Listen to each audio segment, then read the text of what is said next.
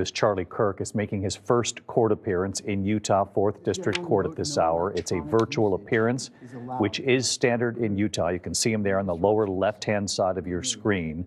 A short time ago, Utah County Attorney Jeff Gray revealed his plan to seek the death penalty against the suspect Tyler Robinson. Let's listen to the judge. Calling case 251-403-576, State of Utah versus Tyler James Robinson. Could you state your name? Tyler James Robinson. Thank you for being here, Mr. Robinson. I'm Judge Graff. Mr. Skordas. Good afternoon, Your Honor. You're probably already aware of my presence or why I'm here, but if not, I am not entering an appearance. I'm not counsel on this case. I'm working with the county to get counsel assigned, but we need you to allow for the appointment of counsel. Thank you, Mr. Skordas. Well, I want to go through the qualifications Absolutely. For indigency, but that is my intent, Mr. Skordas. Very well. And I thank you for being here. So, Mr. Robinson, you have a right to an attorney. If you cannot afford one, the court can appoint an attorney to represent you. I have reviewed your declaration of financial status and find that you are indigent. I'm provisionally appointing a Rule 8 qualified attorney to represent you on your case, Mr. Robinson. Along with the filing of their appearance of counsel, the assigned attorneys must file declarations with the court that outline their qualifications under Rule 8 and Rule 8C, under Rule 8B and Rule 8C for counsel appointment in a case where death may be a sentencing option. I'm ordering that those declarations be filed prior to the next hearing date, which is set for September 29th at 10 a.m. Mr. Robinson, I also wish to inform you of your right against self-incrimination. Anything that you say in court today could be used against you, and we want to protect your constitutional rights. Mr. Robinson, at this time, you will remain in custody without bail. Mr. Skordas, is there any other points that you wish to address? No, thank you very much, Your Honor. Turning to the state. Yes, Your Honor. Chad Grunander for the state. I'm also joined, and they're listed as attendees, Ryan McBride, Lauren Hunt, David Sturgill, and Chris Ballard. We are the trial team on this case. I do have a few points I'd like to bring up with Your Honor. We have filed a pretrial protective order on behalf of Erica Kirk. We would ask the court to review that. It should be in your queue, Your Honor, and sign that. Thank you. I have reviewed the pretrial protective order and will be issuing this pretrial protective order in favor of Erica Kirk. Is there any other business that we need to address today, counsel? Just for the court's information, we did file just recently, within the last few minutes, a notice of intent to seek the death penalty that was filed by Utah County Attorney Jeff Gray. So that should be in the court's file. Lastly, I would just indicate to the court and to, at this point, Mr. Robinson, that we are prepared to collect all of the discovery in this matter and get that turned over to the defense as soon as possible. Rule 16 requires us to provide what we have relied on in charging the information and bringing these charges within 5 days once it's requested. So that'll be prepared to disseminate to the defense as soon as possible. Thank you, Mr. Grunander. Mr. Robinson, what I also want to do is you have the right to have the charges read that you stand charged of, and I wish to read those to you at this time.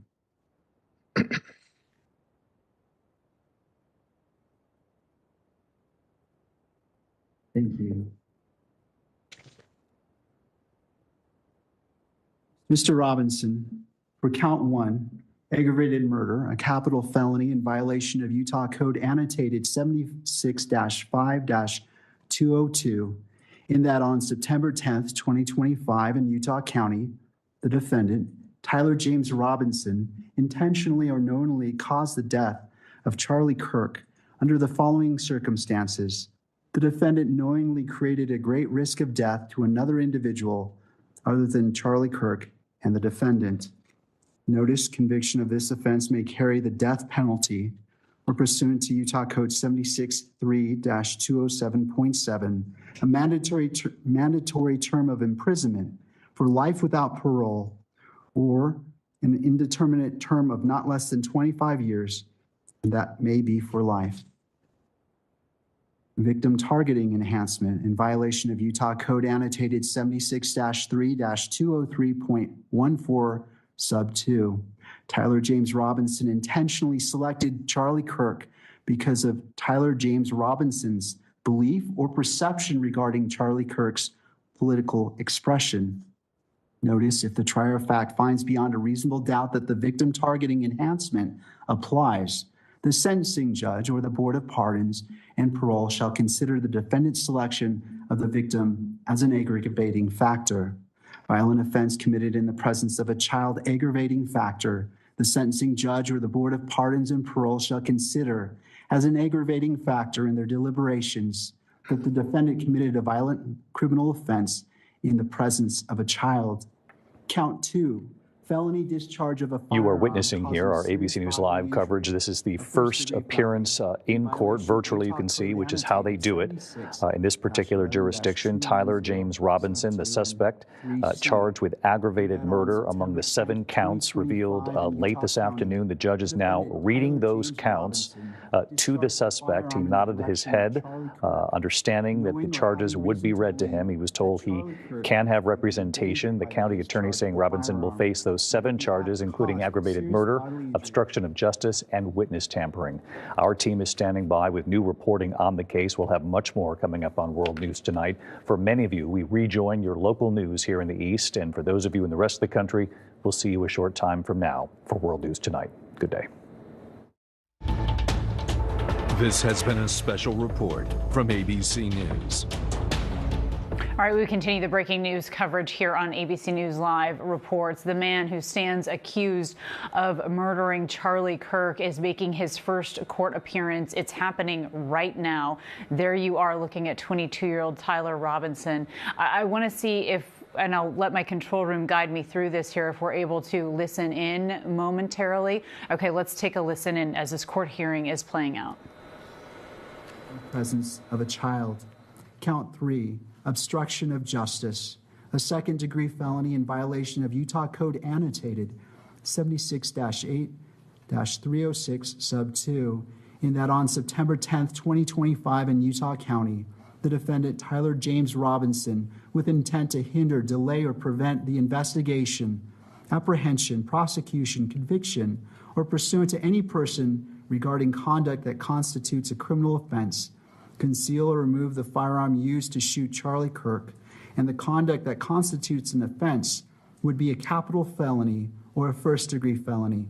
Count 4, obstruction of justice, a second-degree felony in violation of Utah Code 76-8-306 sub 2, in that on or about September 11th, 2025 in Utah County, the defendant, Tyler James Robinson, with an intent to hinder, delay, or prevent the investigation, apprehension, prosecution, conviction, or punishment of any person regarding conduct that constitutes a criminal offense, destroyed, concealed, or removed the clothing he wore during the shooting, and the conduct that constitutes an offense would be a capital felony or first-degree felony.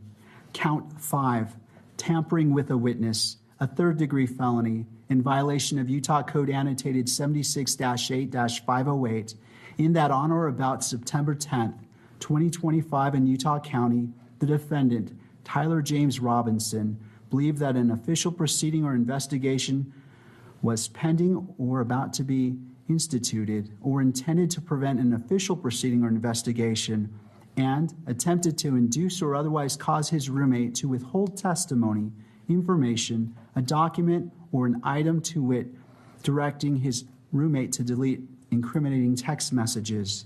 Count 6, tampering with a witness, a third-degree felony, in violation of Utah Code annotated 76-8-508, in that on or about September 11th, 2025 in Utah County, the defendant, Tyler James Robinson, believed that an official proceeding or investigation was pending or about to be instituted, or intended to prevent an official proceeding or investigation and attempted to induce or otherwise cause his roommate to withhold testimony or information, to wit, directing his roommate to stay silent if the police questioned the roommate.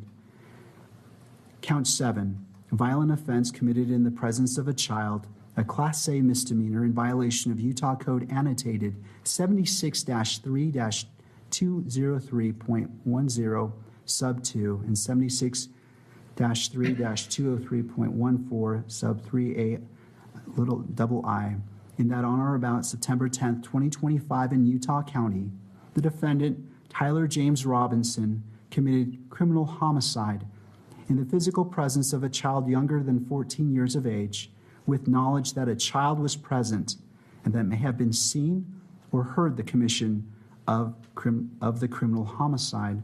Victim targeting enhancement in violation of Utah Code Annotated 76-3-203.14 sub 2, Tyler James Robinson intentionally selected Charlie Kirk because of Tyler James Robinson's belief or perception regarding Charlie Kirk's political expression.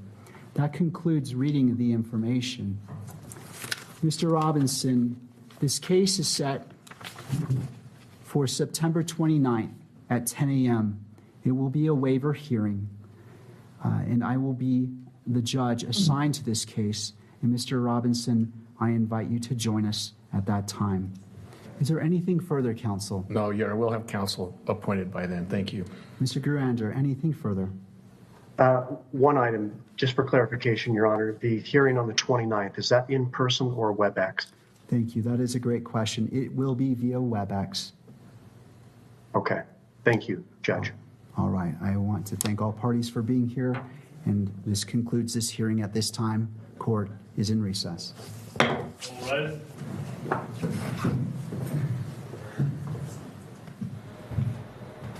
So the suspected shooter there of Charlie Kirk, the hearing has now just concluded. We know that the state is pursuing the death penalty here. We have just learned throughout this proceeding that they are going to try to find him counsel. They deemed he is indigent, so they will be providing an attorney for the alleged shooter. And the next time that he will make a court appearance will be September 29th. And then again, as you heard the judge there say, that will happen on WebEx. A couple other things that we learned here throughout this quick hearing is that he will remain in custody without bail, and that the state was also present there, and they asked for a protective order on behalf of Erica Kirk. Of course, that is Charlie Kirk's wife. A reminder to everybody that, yes, he was a conservative activist, but he was also a young husband and a young father of 2 children, and a protective order has been granted on behalf of Erica Kirk. I do want to bring in our ABC News Chief National Correspondent, Matt Gutman. He's in Spanish Fork, Utah, there for us. Matt, thank you here for being here with us. And so we just saw this proceeding play out. No surprise, right? This is not the proceeding in which this person would enter a plea. But Matt, prior to this, there was a lot of evidence that the prosecution sort of laid out for the public, including text messages, DNA, things like that, that they do plan to try to present to the judge to be admitted here in trial. But perhaps, Matt, you can just gauge for us, since you've been covering this now for so long. Tell me about your first reaction here in seeing Tyler Robinson sit down there, if you were able to see it, sitting down in this court hearing. He was sitting down. It was via WebEx, so he wasn't physically in the courtroom, Kana, with the judge.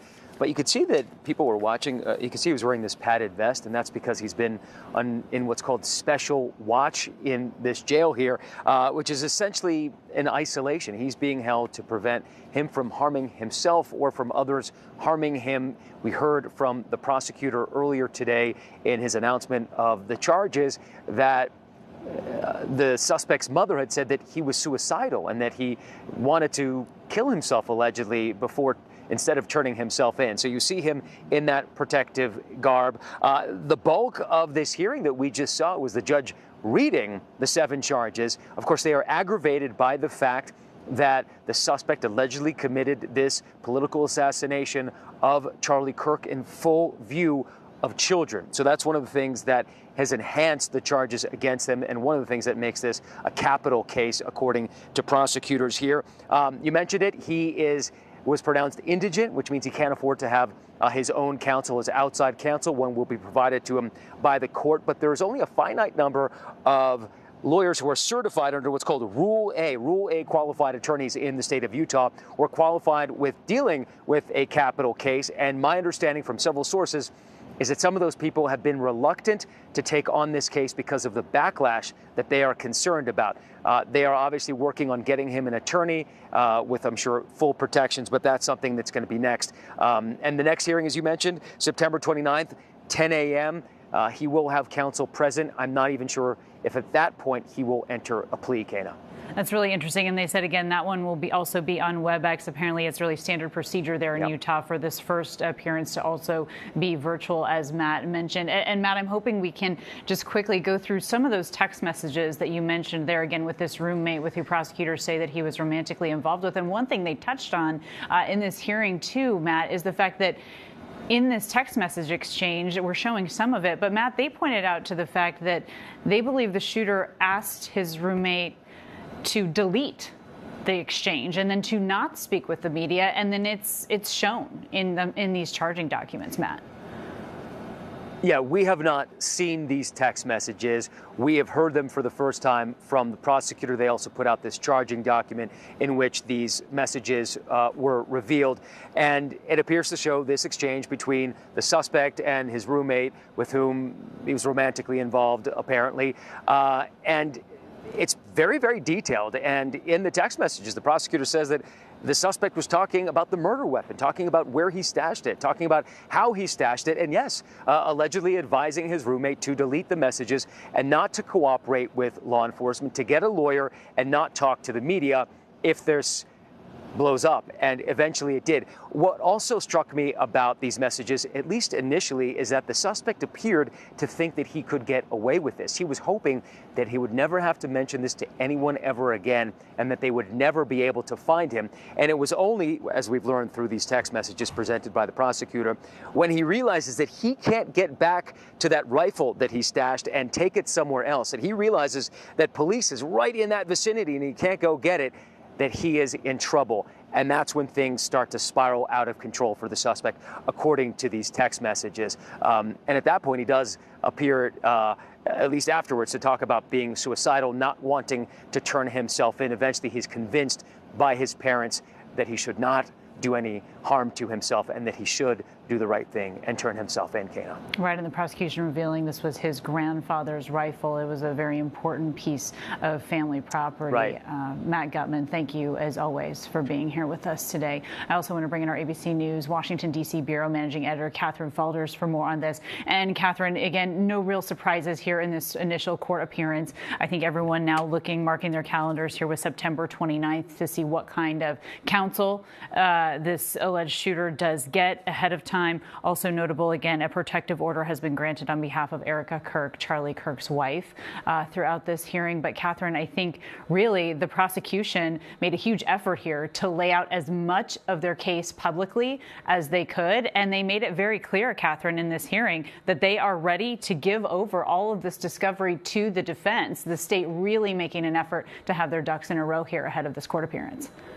Yeah, exactly. You did hear them say that, all of that information that they've gathered, that we've heard about, obviously, through the press conference earlier in these charging documents. There is a lot of evidence that they have. There's mountains of evidence that they have that we've learned through public documents like the one we received earlier, and also through our sourced reporting. We know they're doing forensics, for example, on the weapon that he used, which you just discussed a moment ago. So yes, they said that they are getting the discovery together quickly to disseminate to the defense. Of course, you heard the man who was in there speaking on behalf of the county, who said that, of course, they would work expeditiously to get an attorney appointed to represent Tyler Robinson. So that is something that will obviously be in place by the end of the month, September 29th, when he appears in court again virtually, the judge clarified. So you will be seeing a similar setup as you're looking at right now. He will appear from that jail in that way. It's fascinating, Kana, to see him for the first time from sitting there from jail. He stated his name in that clip that you're playing where you hear him talking. That was him stating his name, Tyler James Robinson. And I noticed at some points when the judge said, I'm looking at my notes, but when the judge said to him that he was going to remain in custody without bail, you could see Robinson shake his head yes. When he said that he was going to read the charges, remember there's seven counts here, 6 felony counts. When he told Robinson he was going to read the counts, you could see him shake his head a little bit of movement there, but he hasn't said really anything else, of course, other than stating his name, and he will be provided an attorney. But I do think that it is quite striking to hear and see all of that evidence that it appears that the prosecutors have gathered. Looking at the charging documents again, we, of course, have been really focusing on those text messages that Robinson and his roommate exchanged. It appears they exchanged on the 10th, so shortly after the shooting. Now, it's unclear whether these are all of the text messages in the possession of prosecutors. We don't believe so. There's probably more, but those were quite striking to see.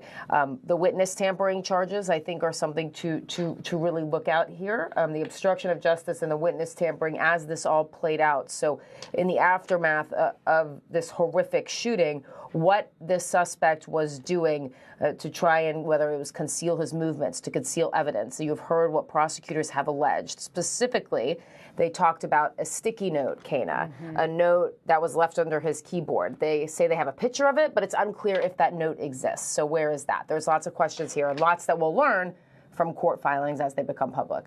Yeah, I wonder about that note myself, found under the keyboard that he told his roommate to check, essentially saying he had a chance to take out Charlie Kirk and he was going to take it. Catherine Falders, our thanks to you. I want to bring in our ABC News legal contributor, Shauna Lloyd. And Shauna, thank you for being here with us. I'm curious as to your thoughts here on the word confession and how this is going to play out here, because what prosecutors will want people to believe is that these text message exchanges between the shooter and his roommate can amount to a confession. However, that's really for the judge to decide, right, if it can be admitted into evidence like that.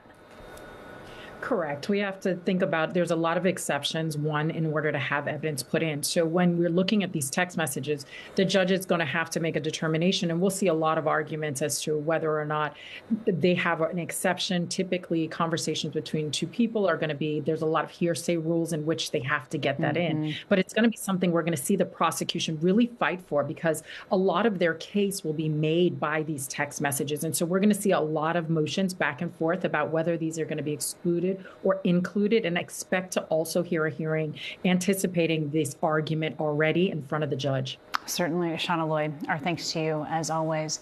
All right, coming up next here on ABC News Live, in today's big story, there is more coverage of Charlie Kirk's alleged killer. Again, you see him here making his first court appearance as prosecutors are now seeking the death penalty. The next court appearance is scheduled for September 29th. No problem. It's considered a waiver hearing, and that will again be on WebEx. We'll also be discussing how the murder of the conservative influencer is raising more concerns throughout the country about political violence.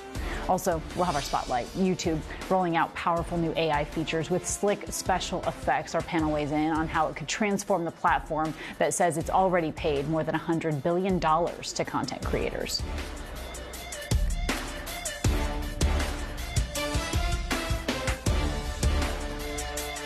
Whenever, wherever news breaks, it's so important to always remember that lives are changed. Here in London, in Buffalo, Uvalde, Texas, Edinburgh, Scotland. From Poland once again tonight. Thank you so much for streaming with us. Ukrainian refugees here in Warsaw. Do you think you'll ever be able to go back home? We're heading to a small community outside of Mexico City. Splintered houses and splintered lives. The magnitude of the devastation. You're streaming ABC News Live. Reporting from Rolling Fork, Mississippi. Santa Fe, New Mexico. Raleigh, North Carolina. The U.S. Capitol. Mayfield, Kentucky. Minneapolis, Mexico. Tongass National Forest, Alaska. Getting you behind the stories as they happen. Giving you a front row seat to our world as it plays out in real time, live. ABC News Live Prime. We'll take you there. Stream ABC News Live weeknights, America's most honored streaming news program, only on ABC News Live. Streaming free right now wherever you stream your news. I did not picture myself surviving through that day. He was tracking her. He was everywhere. I heard the squeak of a floorboard. I've been kidnapped. This becomes a fight for my life. And we're all holding our breath. My mind is the only thing that's going to get me out of here. Open the door! This is a horror film. Stalking Samantha, 13 Years of Terror, only on Hulu. Okay, we want to know, who are the people in your state that make such a big difference? Come on now. We all know someone who does so much. And we want to celebrate